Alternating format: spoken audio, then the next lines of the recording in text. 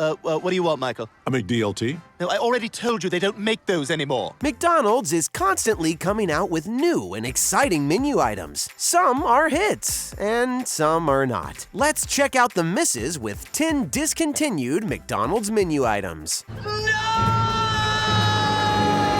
McPizza. It's the best pizza in the neighborhood. Well, 8th best. The McPizza vanished off McDonald's menus in the year 2000, making it sort of an urban legend for anybody under the age of 22. Why was it taken off the menu in the first place? And why was it so incredibly popular then? McDonald's was in the midst of an experiment at the time, and the McPizza was one of their concepts that lasted, if only momentarily. Problem was that the preparation for a McPizza lasted roughly 11 minutes. What is taking so long?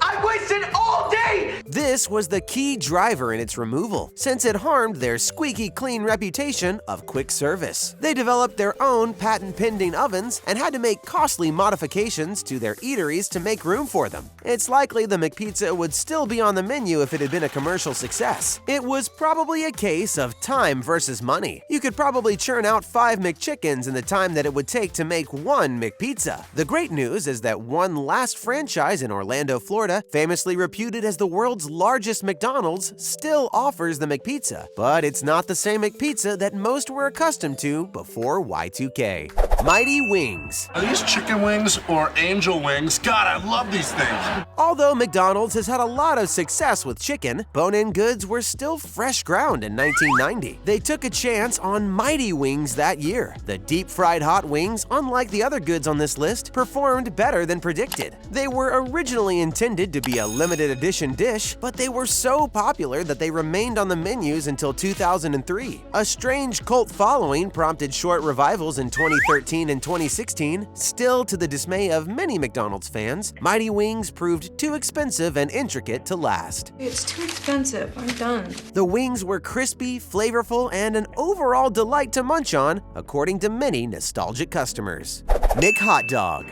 My hot dog! McHotdogs were originally introduced as a summer menu item in 1995. At the franchisee's discretion, a few Midwestern locations offer the American Ballpark Classic. In the summer of 2002, hot dogs were launched as a seasonal menu item, this time in the United Kingdom. In 2004, the hot dog traveled again, this time to McDonald's outlets in Chile. They began offering hot dogs for a limited time only. Ray Kroc, the founder of McDonald's Corporation, said in his 1977 autobiography that he forbade the company from selling hot dogs, despite demand, as there was no way of knowing what ingredients lurked inside the sausages. Amy bought us tainted meat, and now I have diarrhea. Regardless, McHotdogs were offered at a premium. Hot dogs were first served in Tokyo in 2001 and were reintroduced in 2009. Sadly, the United States doesn't have any access to McDonald's hot dogs anymore, and it doesn't look like they'll be reintroduced anytime soon.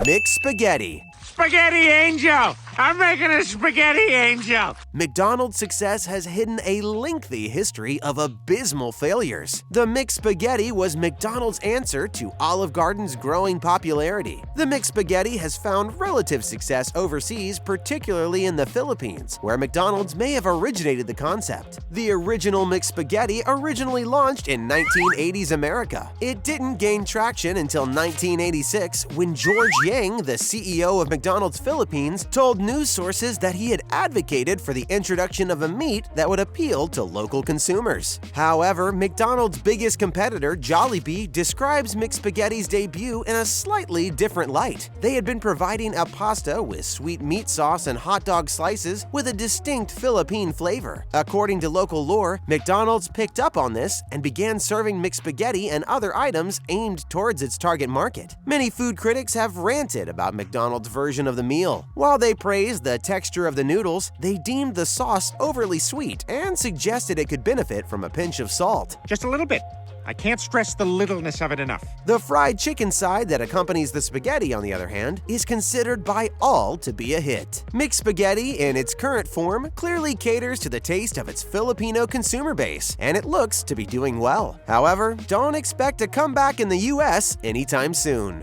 Arch Deluxe. Yes, a deluxe package. In 1996, McDonald's launched the Arch Deluxe, a burger with a grown-up flavor marketed towards adults. The fast food behemoth was spearheading a drive to rebrand itself and appeal to a more mature audience. As you may know, McDonald's began its fast food empire as a family-oriented restaurant in the 1950s. It's established an image that is mostly connected with children and food goods oriented towards younger customers throughout time. Ronald McDonald, the Hamburglar, Grimace, and other business mascots are largely responsible for this. Ronald McDonald's.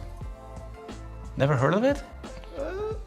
The Arch Deluxe was created and marketed using a marketing campaign that included pictures of young people scorning the burger for its sophisticated appeal. In theory, it appeared to be a home run. It was the best technique to even out the company's targeted demographic and give consumers the impression that McDonald's caters to adults as well as children's palates. The problem was that McDonald's had strayed from its comfort zone, since customers didn't come to its restaurants seeking complexity and refinement. McD's fans weren't interested in being bombarded with innumerable varieties of a grown-up hamburger. They came to McDonald's in part to recapture a piece of their childhood, if only for a bite-sized moment. The Arch Deluxe was a disaster, perceived as McDonald's attempt to be something it isn't, a gourmet restaurant for food critics.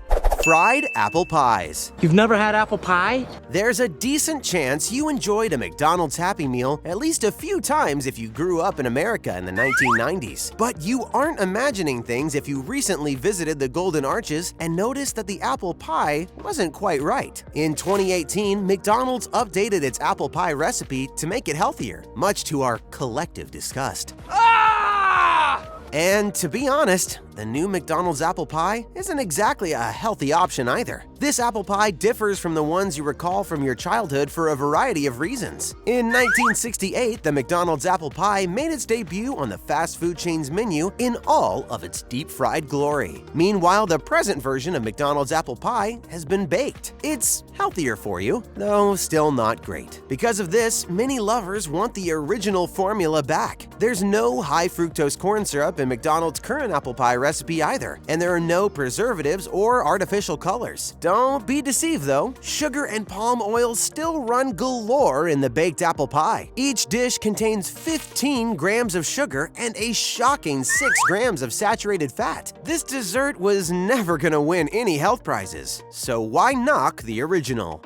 Beef tallow fries. Look what I found. French fries? McDonald's used to fry their French fries with beef tallow until 1990. It was a fat and starch combination honed over years of trial and error. Then a man called Phil Sokoloff survived a near-fatal heart attack. His doctor informed him that saturated fat and cholesterol were to blame. So Sokoloff embarked on a nationwide crusade to rid America's food of fat, with McDonald's at the top of his target list. And he came out on top. Since the beginning, McDonald's has used beef tallow to manufacture its fries. The incredible, delicious crispiness of the McDonald's fries was what originally drew Croc's attention. That was their level of excellence. All of that changed in 1990. Phil Sokoloff built his fortune selling drywall across the United States. He then invested $15 million of his own money on a national scale to attack saturated fat by focusing on the fast food industry. He'd go on TV and lecture folks in the fast food business about the perils of obesity. Sokoloff's campaign against heart disease encouraged McDonald's, Wendy's, Burger King, and other fast food chains to begin using maize, soy, or cottonseed oils. Because those oils are high in trans fats, which are considerably worse than saturated fats, this resulted in a slew of additional issues.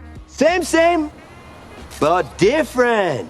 But still same. Critics point out that major fast food chains designed vegetable oil mixes that eliminated trans fats but generated an exceedingly unstable cooking oil, especially when contrasted to the stability of animal fats.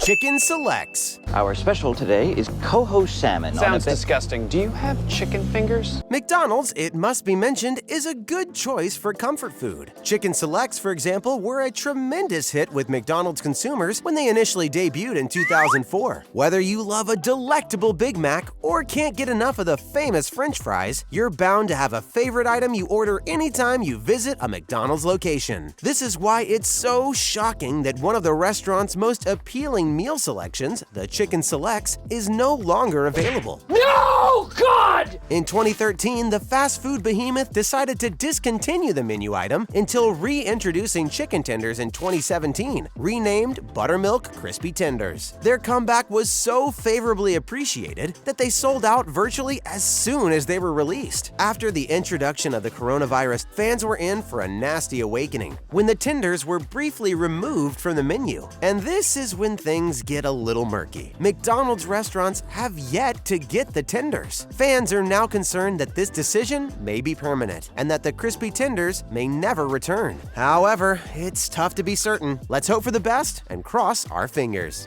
Bagels. Bagel! Bagel! McDonald's bagels are known for their succulent fluffiness and hot, melt-in-your-mouth crunchiness. The chain has put a lot of effort to advertise its breakfast bagels in North America, and the fans are thankful for it. Bagels didn't seem to have the same impact overseas, though. It was a day of mourning when McDonald's UK declared on January 24, 2022, would permanently be removed from their breakfast menu. There is no bagel business. The decision was made after a trial conjecture period, and the business's passion for the iconic McMuffin was too hard to ignore, according to the corporation. McDonald's tweeted, "We want our fans to know that this is a joint agreement, to the degree that a bagel can make its own decision." The company also stated that it had no comment on a rumored new breakfast option coming later this year. Customers are understandably upset. The business is eliminating some of their favorite breakfast products, with many claiming that the news has wrecked their day. Big and tasty. I'm kind of a big deal. People know me.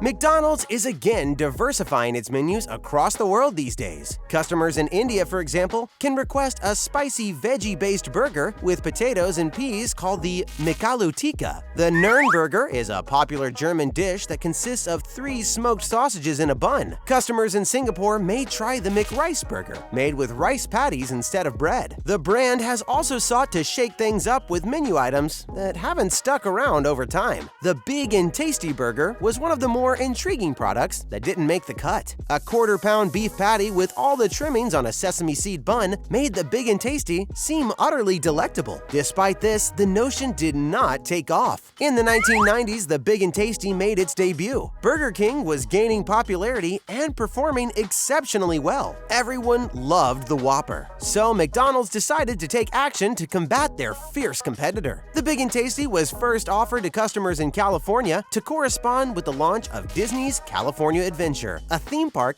dedicated to the state of California. The Big and Tasty received a large advertising campaign. Kobe Bryant, the late great NBA icon, was featured prominently in the commercial campaign. However, this innovation fell short of dethroning Burger King's Whopper. McDonald's chose to remove the Big and Tasty from its menu in 2011 after relegating it to the dollar menu and then removing it again. You may still get something comparable to the Big and Tasty if you wish. Just make sure there's cheese, lettuce, onions, and of course tomatoes on your quarter pounder. Remove the mustard and ketchup and ask for some of the Big Mac special sauce with a side of barbecue, and you'll be close. Easy peasy. Even though McDonald's still has other popular burgers, fans will always yearn for the Big and Tasty. This is a tasty burger. Thanks for sticking around. We've got more videos just for you. So stay right here and check one out.